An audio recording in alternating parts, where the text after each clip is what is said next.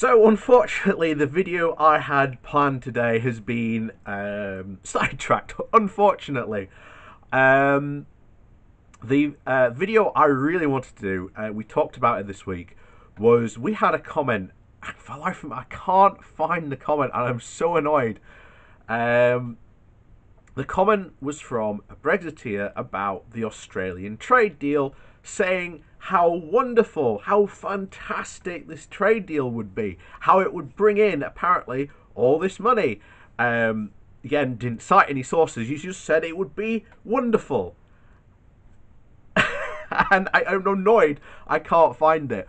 But he will probably comment. From what I remember, he's quite a regular on this channel at commenting. He's not the one you're thinking of. But he does comment quite often, so I'm sure he will pop in with his comments. And then there were two other people, and I'm sorry, but because I lost the comments, I can't go through the response you gave to this guy, because and I have to try and remember what you two guys said about it, so I might end up butchering your comments. But please feel free, if you know where they are, please do feel free to leave the comments down below again for people to see, because I know I've seen them, I've liked them, so I know they exist, but I just can't find them. I can't remember which video it was on now. I've just spent the last 30 minutes trying to find them, and I'm just like, can't find them. But anyway, onto the video itself. So, what are we talking about today? Well, this, ironically enough, we're talking about a classic Brexiteer strategy, and that comment itself summed it all up perfectly. They would brag about how wonderful, in this case, the Australian trade deal is apparently going to be. But if you've been on our channel before, you know we've talked about how the Empire 2.0, as it's being branded, the Commonwealth trade, is not going to replace the loss we will suffer from, the European Union. It's just not going to happen. Australia is in a far more dynamic trade area than we are, just through geography. And again, Brexiteers don't understand how much geography plays into a part of trade. You always trade with your closest nations. It's called economic gravity. Just because we have, quote, a shared heritage, which is what they often refer to, means nothing in trade. It means nothing. And the two guys basically explained to this guy using facts, look, it's not worth it. An Australian trade deal is just not going to get the amount of money we lose from the European Union. In fact, the combined wealth of the Netherlands and Belgium is far greater than Australia. So, who do you want to trade with? The Netherlands? Oh, that means you have to trade with the EU. All enough. In fact, this ties into a larger subject as well. You noticed? Oh no! In fact, we'll do that in a different video. But we'll keep on this, because you see Brexiteers do this all the time. I really wanted to talk about this. So when this is brought up, as these two guys did with facts of this isn't going to replace your trade deal. Sorry, it's just not worth it in the long run. He suddenly, out of the blue, turns around and just goes, Brexit has nothing to do with trade.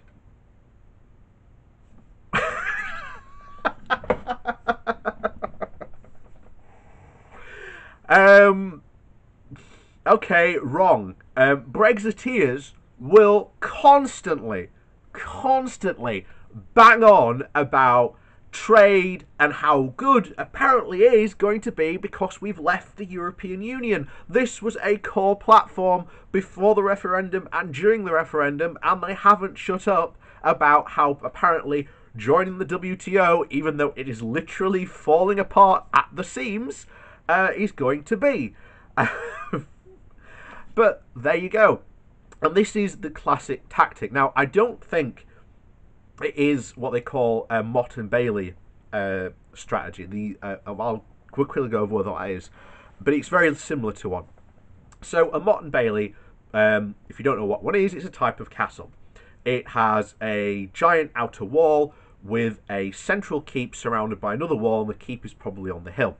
So the Bailey is the outside wall, what's inside, and the Mott is the keep within the wall of the other castle. So the idea is that they make their argument, like this guy did, about how wonderful Australia is going to be. The problem is that they can't defend the Mott. It is impossible. So what they do is they quickly retreat to what they think will be a stronger debate position, thus retreating to the Bailey. Or to the Mott, sorry. Although I may have got this switched on. But like I say, I don't think this really is a Mott and Bailey argument, but it's the closest thing I can think to it. It's more a bait and switch. Because what the Brexiteers will tend to do is and you see this all the time in my comments, is when they are confronted with evidence to say that you can't do this, the instant response is, as I said, Brexit was not about trade. And then you go, wait, well, what was Brexit about? Well, they'll just change the subject to something else. And all of a sudden it'll be, oh, Brexit wasn't about that. You know, Brexit wasn't about immigration. Brexit wasn't about sovereignty. Brexit was about, it's the same. Brexit wasn't about anything. It had to do because you disproved that fact. And here's the thing. I want to go over this just to really cement this home, because I'm sure someone will say, again, apparently, how wonderful the Australian trade deal is going to be, and hopefully those two guys will come back and say, look, it's not going to work. The deal with Australia is going to be nowhere near enough to replace the losses we are going to have from leaving the European Union. Even when we do get a trade deal with them, it is not going to be as good as being a member of the EU, as many Brexiteers are now starting to find out. As we will go into a later video, we've had a MEP complain about Britain losing its say on what happens with fish. We also have an MP saying that freedom of movement must be protected. It's like they didn't even know what they were voting for, or what the hell the EU was, which we've been saying since the very beginning of this whole saga. So this comes from the former Australian Prime Minister,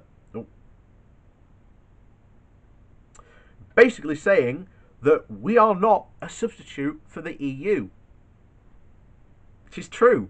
We've been saying this, and this isn't a Remainer or anything like that. This is the former Australian PM saying this. So this isn't news. This is just, once again, reality. And Brexiteers do not like reality. But unfortunately, sooner or later, guys, you're going to have to accept it. And then, when that happens, we just rejoin the EU. But to be honest, we're on course for that already. So, you know, if you realise it faster, we can just rejoin faster. So,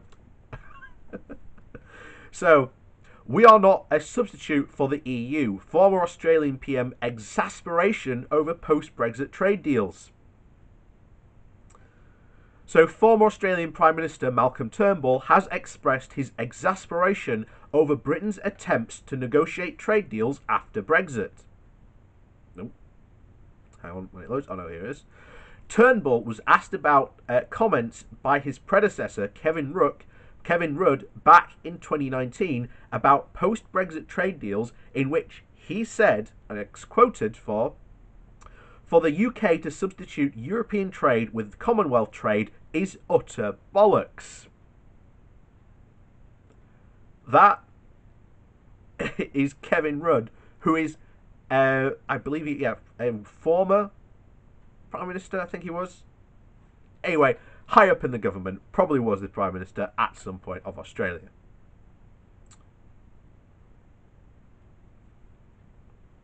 So he was asked by Emily Matisse on BBC Newsnight if he would contradict that.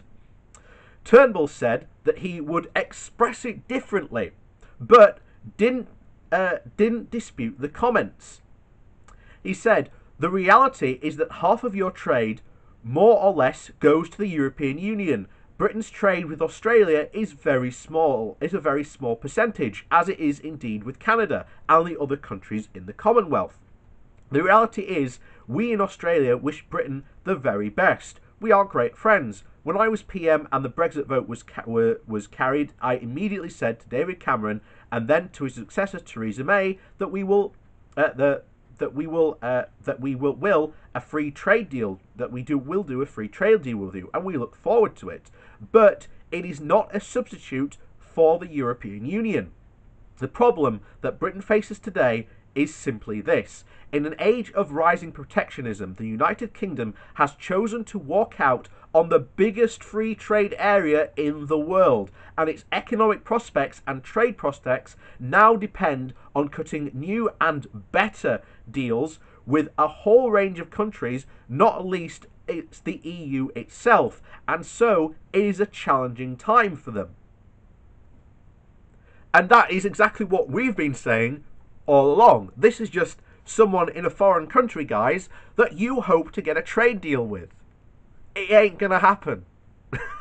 Well, we will get a trade deal, but it's going to be nowhere near good enough to try and, once again, as he said, be a substitute for the EU. It's just not going to happen. Turnbull also hit out at Donald Trump, accusing him of being the biggest climate change denier in the world. He said that he uses the politics of fear when it suits him. Trump is the leading climate change denier in the world. He's leading the most influential nation in the world, and he's actively working against reducing global emissions. On the fires facing Australia, he said that the fundamental problem was that we face in the too many places, and the United States in particular, and also in Australia, is that the issue of global warming or global heating. It has been turned into an ideological issue or values issue, which simply are a question, it is simply a question of physics. The more greenhouse gases you pump out into the atmosphere, the more greenhouse gases you get. The warmer the planet gets, the consequences we are living with. Hotter, drier climate, longer and more droughts, the fiercer and more fires. So yeah, that was former Australian Prime Minister saying Brexit's going to be bad for you. You know, it's only what we've been saying since the very beginning. But there you go. I look forward to a Brexiteer saying that apparently Brexit is not all about trade, and say that it's about something else completely, and then be contradicted on that, and then say, oh, Brexit was never about that either.